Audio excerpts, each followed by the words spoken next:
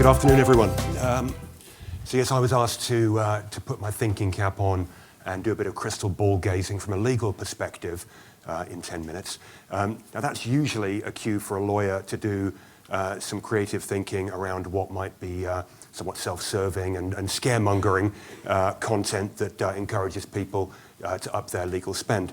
This year, I haven't really had to do much creative thinking because there's an awful lot of good stuff coming, or bad stuff, depending how you see it, coming over the horizon that I can scare you with. So I'm just going to focus on four key themes that I think are going to be coming through over the next year or so. Some of these we've seen already. And if there is a theme that links these, it's a theme of conflict. Us lawyers like a fight. And the first one is really a conflict between individuals in relation to their personal data and big corporations. This is a conflict that's been building for a while, clearly, but data protection law has kind of reinvented itself. It's done a pivot. It's gone from being a compliance annoyance, say 10 years ago, to now, and increasingly over the next few years, being a serious and potentially catastrophic litigation risk. So prediction number one is that we'll see some big ad tech businesses spending more time in the Royal Courts of Justice in the High Court here in the UK.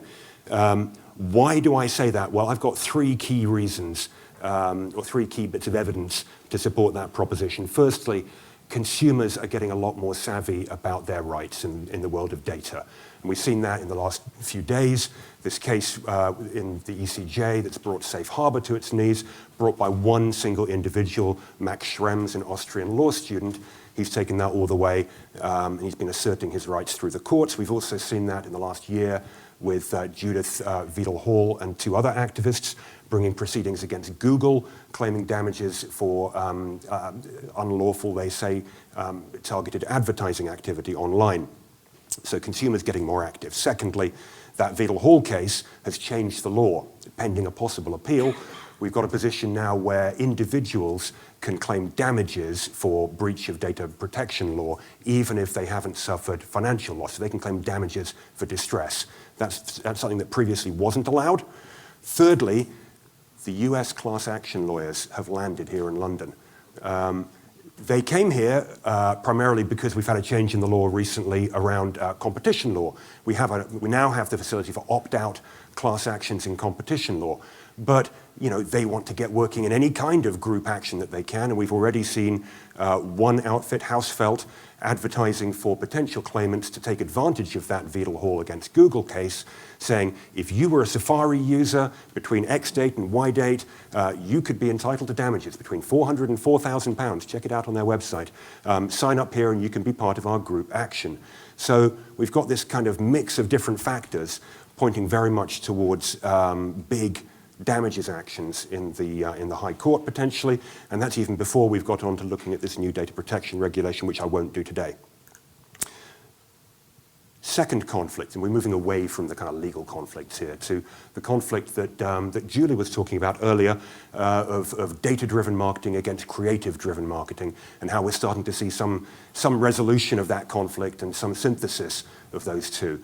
And one of the ways that we've been hearing a lot about that people may start to synthesize those two is in the realm of so-called real-time creative, having the data folk and the creative folk sat in a single place in a kind of mission control war room environment, dealing with a campaign in real time, using response data to drive changes to the creative, to drive new creative, finding new data segments that need a new bit of creative and churning that out in real time.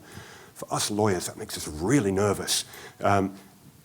Creative going out without any approvals process. Who's doing the clearances on this? What's the client got to say about it? I've got kind of three action points coming out of this for agencies and for advertisers. One is you're going to have to look at your liability clauses in your client-agency agreements to allocate liability in a sensible way. Secondly, you're going to have to look at your PI insurance and see if you've got cover for this kind of activity.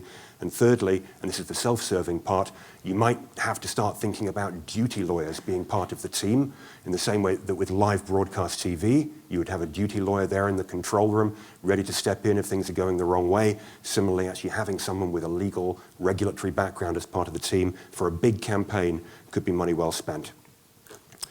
Fourth prediction. ambush marketing. And this is the kind of typical 4-yearly event that you get.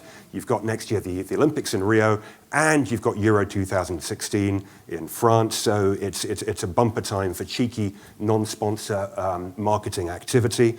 London 2012 was the Olympics of social media. 2016 in Rio is looking like it's going to be the Olympics of live video apps. Meerkat, Periscope present some really interesting opportunities for marketers, both official and unofficial. How those are going to play out, I don't know. The Olympic T's and C's, if you buy a seat at the Olympics, their terms and conditions for many years have said you can't film the events within the stadium, and that would apply typically to filming them on any kind of device. You are allowed to take photos and upload them onto your own social media, but you're not allowed to take video under the historic terms and conditions. Is that going to change for 2016? We've yet to see. We haven't seen those T's and C's yet. But if they stick to their guns, the Olympic Committee, they're really swimming against the tide of public expectation. People expect to be able to take video footage of the sporting event that they're at and post it on Facebook, post it on YouTube, put it on Vine, whatever.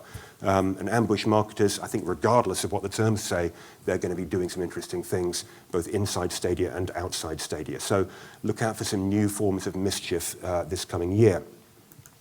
Fourth prediction is not really a prediction, it's happening already. It's the war between ad blockers and content publishers and content creators, and we've heard about this from various speakers already today.